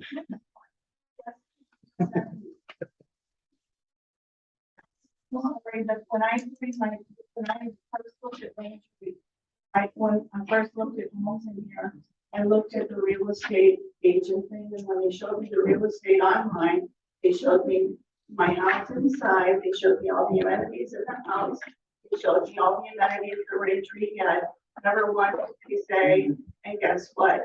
If you get your guests pick a different chair, you need to charge them differently for each chair, and if you have them pick a different amenity here, you need to charge them if they pick one of the amenities. Never.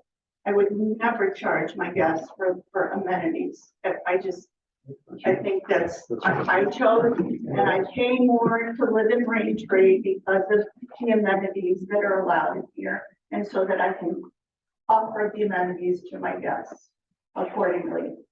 As far as my personal opinion, as far as lots with boats on trailers, my personal opinion is that the POA, not the standing POA, but the POA as an entity, opened the can of worms on this one to begin with by changing the ACC laws based on the square footage of a home and changing the minimum, because there are now lots in here that you can't build a home on.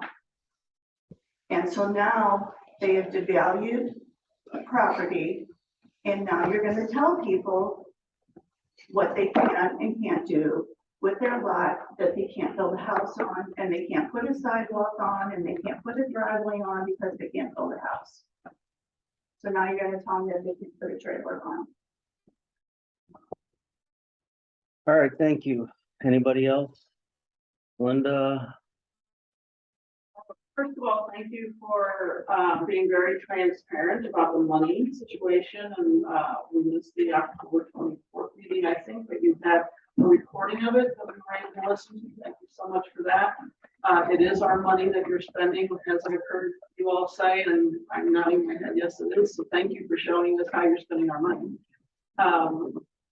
The form that you all were talking about for the events thing, not being able to see it, does it also include that when the event's done, that they provide feedback of how many people attended that event and blah, blah, blah? You know, we didn't talk about that, but I was thinking about that when John brought up the Witches Night Out. I mean, we all know it was a success. You know, were there any hiccups? Were there any issues? How many people were there? Moving forward, how do we address that to not make the same mistake? So that's probably, I see John writing it down now, so that's a good.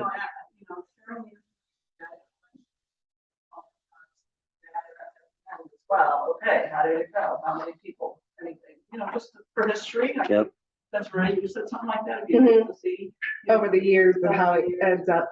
And so, I love that you're talking about surveying again.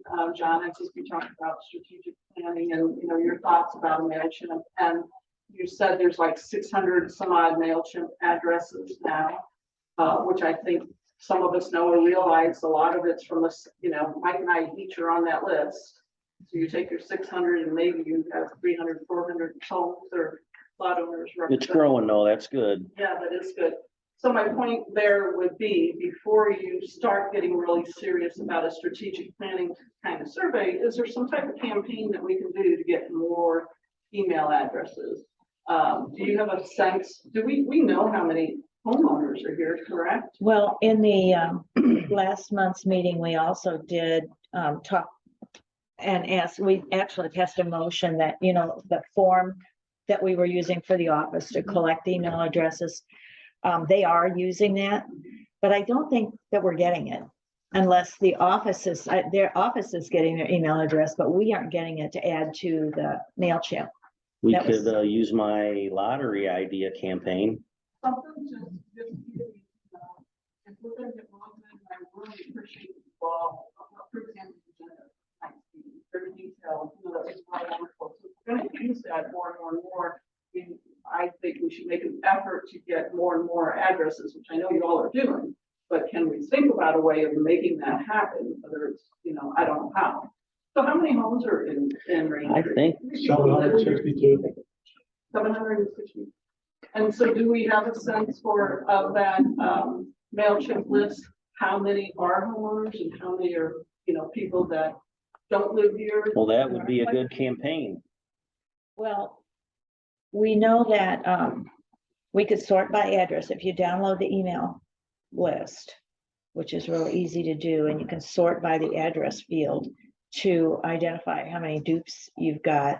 We do have a lot of owners, lot owners on the list It'd too. be very interesting to see, yeah, our 600, who is that comprised of? Are there same home kind of thing? How many homes are really being addressed per se? How many don't live here? And make an effort at making that bigger before you get real serious about more surveys, especially strategic planning. Just because you do want to know that, okay, we have this many people represented, you know, and here's the responses from the survey. That's just mine. The other thing in the sorting that or filtering it would be how many people own a home, but it's not their primary residence. Okay, Joe, yes.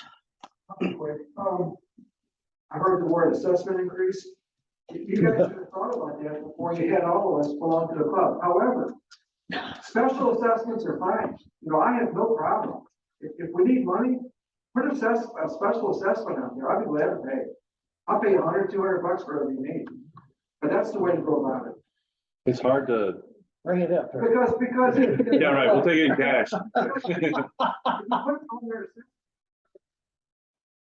Right, and then the assessment increase in my mind wouldn't be anything crazy. It's just, it's the maintenance cost. And with the inflation, just your home, for example, what has your electric bill done in the last 10 years? What has your fuel bill done in the last 10 years? Auto maintenance. The only thing that hasn't gone up is your Rain Tree bill in the last 13 years. But to answer your question, we did put it on there and it passed. So we did get a special assessment.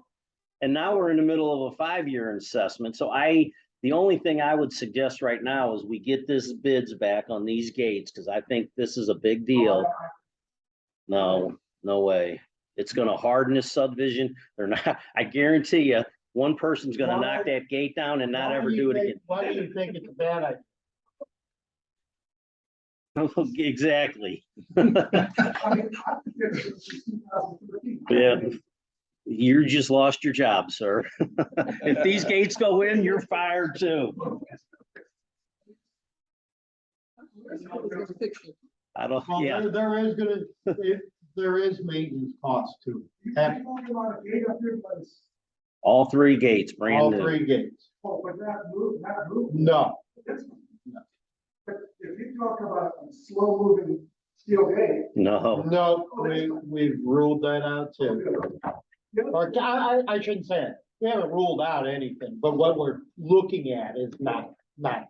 The other thing too is